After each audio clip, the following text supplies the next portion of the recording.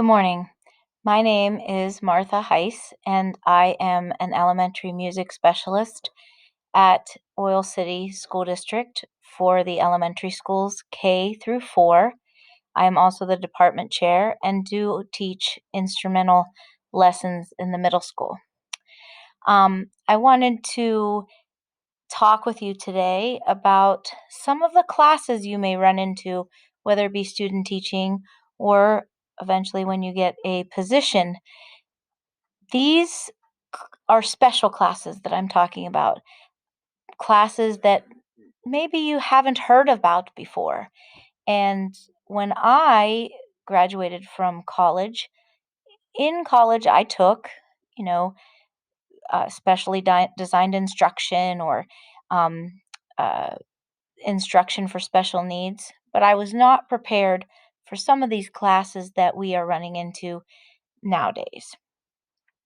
I have 3 classes that are um, considered special type classes or support type classes that are on my schedule individually. The first is a multi-disabilities classroom, and the second is a IU based intellectually disabled classroom slash emotional support. And then I have an autism classroom. There are a few other types of classrooms that I've had in the past that you may run into, but I wanted to talk about all of these individual classes and give you a basic overview of some of the things you may run into. As I mentioned, there was an IU class. So the IU is called an intermediate unit. There are 7 of them across the state. Our specific IU that serves our area is called Riverview Intermediate IU 6. It serves 17 different school districts and covers quite a bit of mileage. And they offer support programs for districts, and some districts house their own of these support classes, and other districts um, form kind of a consortium type classroom. So one of 2 of the classrooms on my schedule are IU administered support classes. And what that means is they provide the staff and the training. And those teachers, even though they use a classroom in our district, they are employed by the IU and not by our district. I have one class that is specifically our district housed. There's a lot of differences between that, but it is a choice of the district. And although I have the autism class that our district just started this year, there are autism classrooms that are IU based classrooms as well. So the IU also offers a lot of other support programs to the district. They have teacher trainings and Act 48 credits available. They have uh, itinerant teachers that come in and help do speech therapy or physical therapy or occupational therapy in the schools that it services. The IU is specifically um, a unit that can offer these special things that so that each district doesn't have to pay for them individually um, for small amounts of students. So let's get in and talk to a little bit about these classes. I'd like to first talk about the multi-disabilities classroom. These students come with many different issues. That's why it's called multi-disabilities. It may not just be a learning or an intellectual disability. Um, the the class that I have specifically are all nonverbal. They uh, come, one is in a wheelchair, one has no use of his legs, comes in a special chair, not a wheelchair, because they are working on, that's one of the occupational therapy goals with him, is working on his movement in his legs, and he can stand. And then the other one has some nursing issues. So, in thinking about these classes, when you have a multi-disability class, now I've had this class for a couple of years, and the students have changed. I was when I was explaining some of the things, it was some specific things for this year. Um, but a lot of times, those students come with individual help. Uh, and when you think about nonverbal, as a music teacher, that can be scary. And that can be something that, you know, boggles your mind. Like, are you going to teach a song? How are you going to teach? These students are like sponges when it comes to music. They want an experience. So, listening skills, um, thinking about the instruments that you have that you can give to them to have tactile function. Now, they may not even have their tactile function, but they may have someone who can help them with them, or maybe you're the one that's going to help them. These are some of the things that it's important to know about and to think about. I have jingle bells that wrap around their wrist with Velcro, and when you do that, if they don't have that tactile function, you can put that on their wrist, and they move and they make sound. And so you have to be creative, think out of the box, and not be afraid.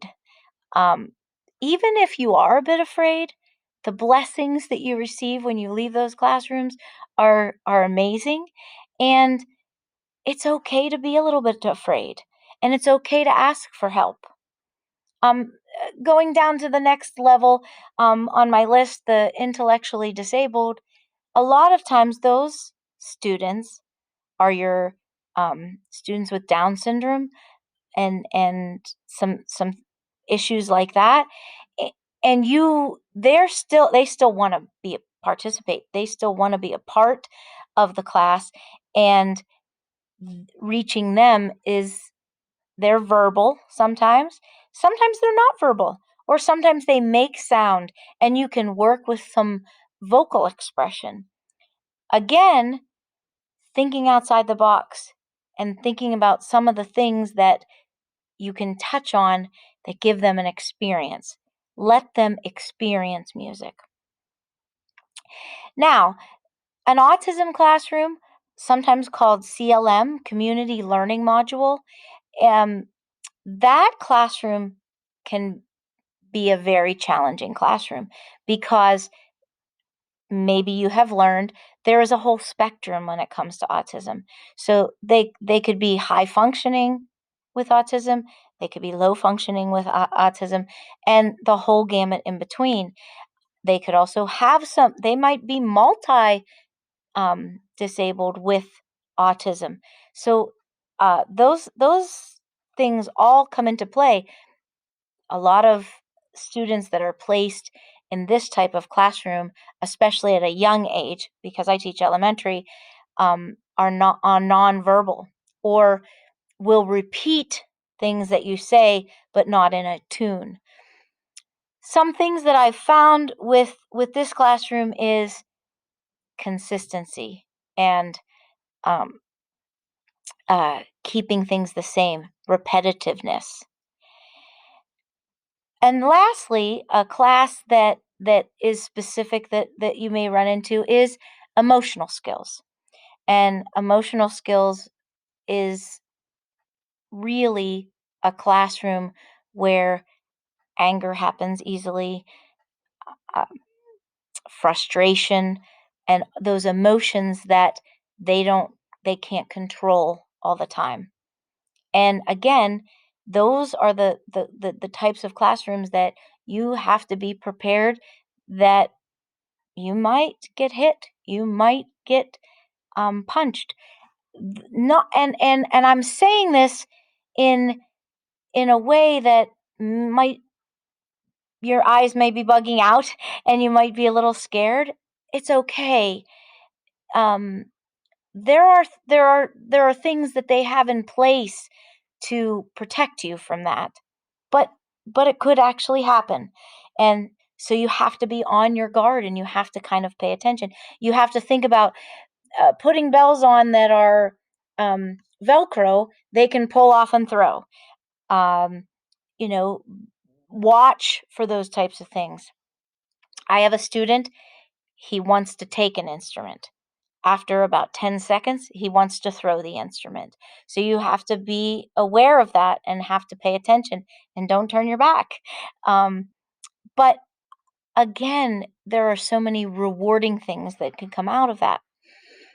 So in talking about all of these classrooms, I have a student who is in one of the IU housed classrooms, and he reads rhythms like probably the best in the school. But once he starts a rhythm, he has to finish it. If I put a line of rhythms on the board, four lines of rhythms on the board, and we start at the first one and we go to the second one and he makes a mistake and I want to repeat, he he immediately gets frustrated and doesn't like to repeat. He has to go through the whole thing before you can start over again. And those are the kinds of things that you learn about the students. There are times when I am done with a class and I feel defeated. I feel like, what experience did I give them? And I have to be reminded to myself that they did experience music, even if it was only 10 seconds or 15 seconds. Their goals might be that. Which brings me to talking to the teacher.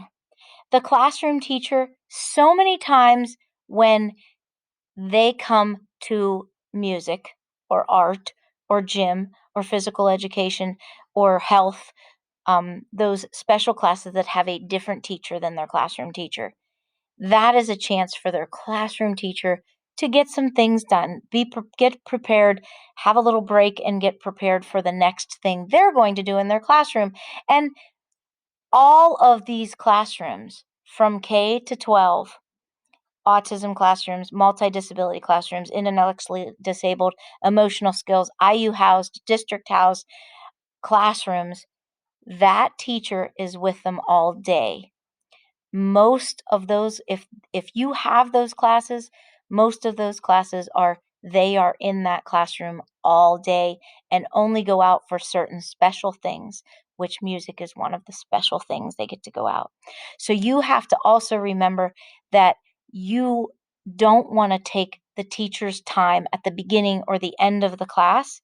You need to go see that teacher and talk to that teacher before school or after school, because that time is their time to get some things done, have a little break, because they have them all day and they might be coming to you for only 40 minutes and that might be their only time that they have left the room. So, um, talking to them at the beginning of the class or at the end of the class should not be an option. Unless there is a serious issue that happened in your class that you need to report at the end of the class. But to ask them specific questions about the student for your planning purposes, uh, try really hard to respect that teacher's time. And I'm not saying that people won't. And I'm not saying that there aren't times when you have to ask a quick question because you didn't catch them in the morning. But it is important to show them that respect, because then they'll show you that respect and give you the time back. Ask them to see their IEPs. You are a classroom teacher. You are one of their teachers. You are permitted to see their IEPs, which is individual education plan, and has their goals in it. One of my new students that I hadn't seen their IEP. And when I finally got a chance to see their IEP, I saw their goal was to sit for 20 seconds on a task. That was a light bulb for me because I was feeling frustrated because they didn't sit longer than 20 seconds until they needed to get up and move, and then I could get them to sit again. So it is very important to know the things with your students. Now, obviously, if it's a new student that is coming in right away and you haven't had access to that, you you have to experiment with that and experiment in their class and start to learn. But make sure you take the time to ask the teacher to see their IEP. Or maybe you have a community sharing in your building that you're allowed to see your IEP. Now, for student teaching purposes, you need to ask your cooperating teacher. You should be allowed to see most IEPs. However, if there's some incident or something confidential that is not to be shared with a student teacher, that does happen. And I've had that happen in the past. So then your cooperating teacher should be able to explain things that that are not confidential. When I go on to number 4, where I say about the teacher and the paraprofessional, the nurse, or the TSS, there are times when I have more adults in the room than I do have students. And sometimes you do feel like you're teaching the adults in the room rather than the students. The adults are there to help you, and don't be afraid to ask them for help. Don't be afraid to ask them questions if they are in the room with you. So, in my multi disabilities classroom, the 4 students each have somebody individually with them, and sometimes there's an extra person that comes. Sometimes, if one of them is absent, there's less. But they do a lot of hand over hand with them. And what I mean by hand over hand is I hand them a wood block and maybe they don't have the tactile function. They can hold it, but they can't get it to go together. So their nurse or the paraprofessional that's with them, or maybe it is a TSS, will sit with them and guide their hands to make the sound. Um, and I usually like to coordinate with that person. I usually like to find out if I'm handing out sticks. I have different colored sticks, red, yellow, green, blue. As I'm getting the sticks and walking over, what color do you think I should offer them? Or should I let them choose a color? Those are the kinds of things that are running through my mind as I'm walking through, and it changes on a daily basis. I have a student that will pick the same color every time, but another student in the room will pick a different color every time. Or maybe that day they don't like any of the colors. So you have to quickly think on your feet and say, "Well, I was using sticks, but I'm going to give this person a drum because they're in a throwing mood, and the sticks being thrown is worse than the drum being tossed by a frisbee." I'm speaking very frank with you today and giving you some basic direct information because from my experience, because one of the things that when I was asked to do this, my student teacher came and had never heard about the IU, had not really been into these classes, and what works for me may not work for any of you. And that's okay too. Don't be defeated. Constantly think about what you can do. During the time when my student teacher was with me over these last couple weeks, a revelation happened in my autism classroom. I was teaching a kindergarten class and we had some xylophones out. And at the last minute, the next class was going to be the autism class. And I said, I'm going to leave these instruments out. Most of the time, when my autism group comes in, they run around the room. I don't have chairs in my room. I have the kids sit on the carpet because I have carpet in both of my rooms. Um, and I have them sit on the carpet because my teaching that I have that I like is I like the space. I like to be able to stand up and dance, sit down and play instruments. I don't like to have to move chairs and move things out of the way. So it is my preference to not have any chairs in my room for the students to sit on. I like the open space. So a lot of times the autism class will come in and one or two of them will immediately start running in the open space. So this day, I left the xylophones out. There were 4 students in the class. There were 4 xylophones out. It was a revelation. The students all came in and sat down at an instrument. Now, were they safe? Did they play the whole time? Yes, they were safe. They didn't destroy the instrument at all. No. Did they play the whole time? No. They picked up the mallets and they played. They played a little bit with the keys, lifted them up a little bit, but they sat down and didn't run. And one of the things that I thought to myself was, next time I'm going to put something else out. Maybe having something else that they come in and see is a more consistent way, see, sit down, than it is to have them come in, sit down, and then hand them an instrument. Will it work every time? I'm not sure. And that's the beauty of you having to be prepared to think on your feet with these classes. Planning for these classes is very hard.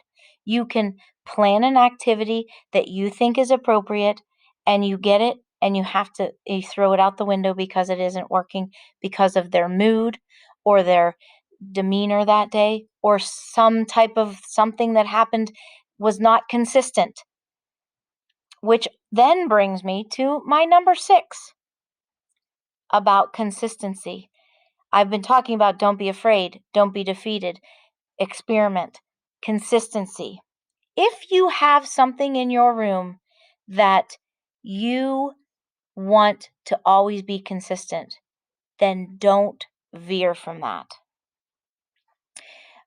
With my autism class, it's a brand new class. They are all kindergarten students. It's a brand new class the district is housing this year, and they are very young, and it's their first experience in school. So one of the things that we do is they get a reward basket. So I have them for 30 minutes. We do 20 minutes of the activity. Remember I said they may not sit for for longer than 15 seconds. I could try to keep the activity the same for the whole 20 minutes. If it's playing the sticks, keeping the steady beat, playing with scarves, playing the drums, whatever it is, or the xylophones, for 20 minutes. I do that.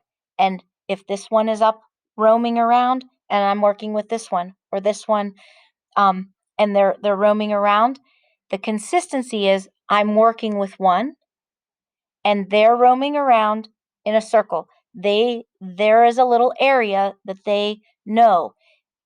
Obviously, they come with some adults who can oversee if they touch something they shouldn't. After the 20 minutes, they get a reward basket. In the reward basket is their toys that they get to play with from their classroom, Play-Doh or a squishy ball or something like that.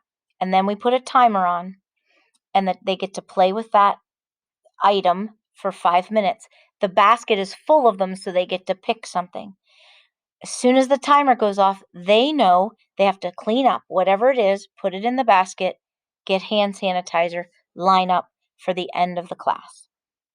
So that is a consistent thing that they do every time when they come in.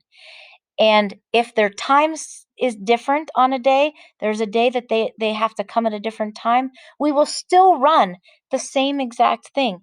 They have to have consistency.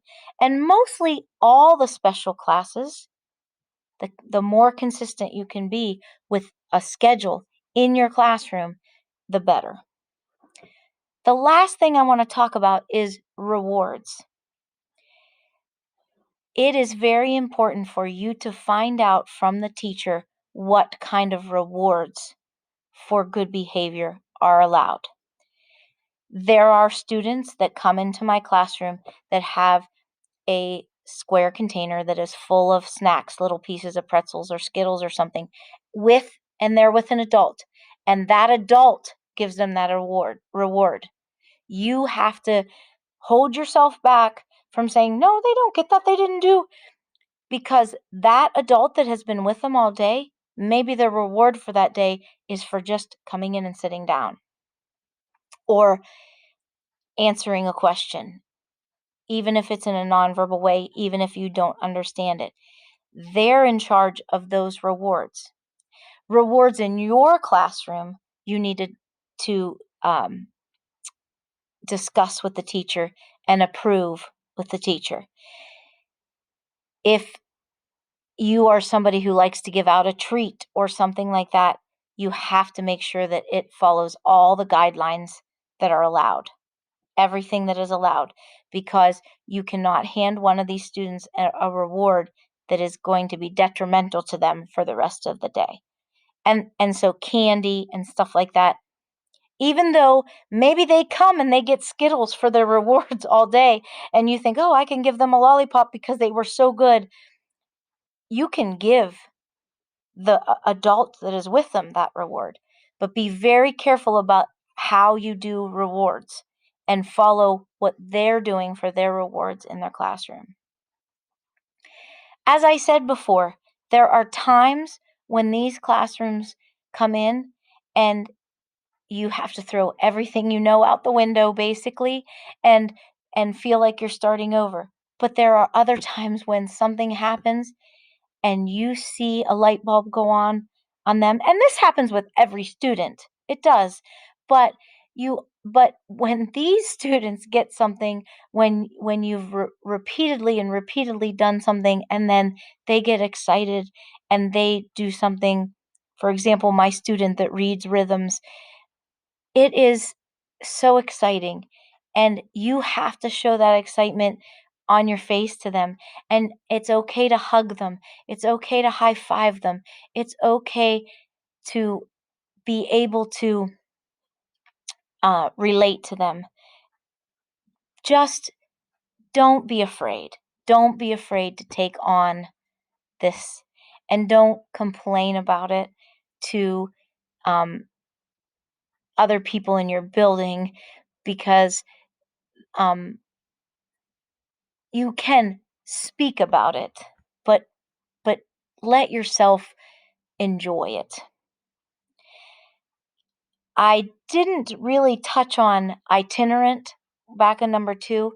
Itinerant students are students that will come from those classrooms into your classroom, and into your regular second grade or your regular third grade classroom, and sometimes they come with a TSS, and that's because they have been deemed in their IEP, a goal is for them to have a chance to have an experience with regular ed students. So if they do come into your classroom, they may be a disruption, but don't let the other students be disrupted by that.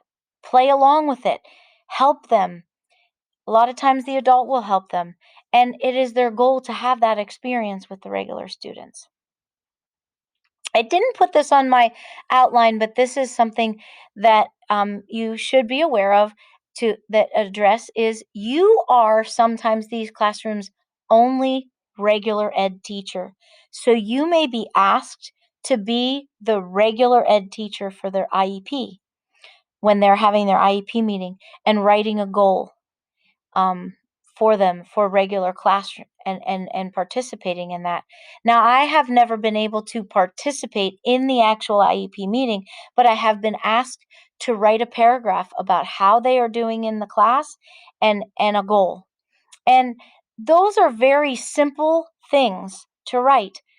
I have a student who throws everything that they're handed.